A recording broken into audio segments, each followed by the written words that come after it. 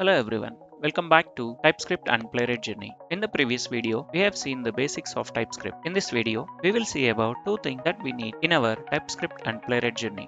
One is Visual Studio Code, other is Node.js. Let us see how to download these two.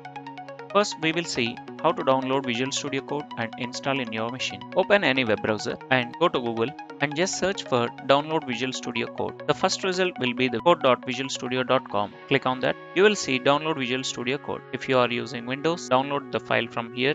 If you are using Mac, you can download your file from here. Because I am on Windows machine, I'll be using this link. Click on that link. It will start downloading. It will take some time based on your network speed. We will download Node.js. Open any web browser and search for download Node.js. You will see the first result as Node.js or open that. You will see the options for Windows, Mac, Linux, everything. Based on the platform you are using, you can choose. Because I am using Windows, I selected Windows and 64-bit and click on Windows Installer MSI so that it will start downloading. It will take some time based on your network speed. In the next video, we'll see how to install Visual Studio Code and Node.js. Thank you. See you again.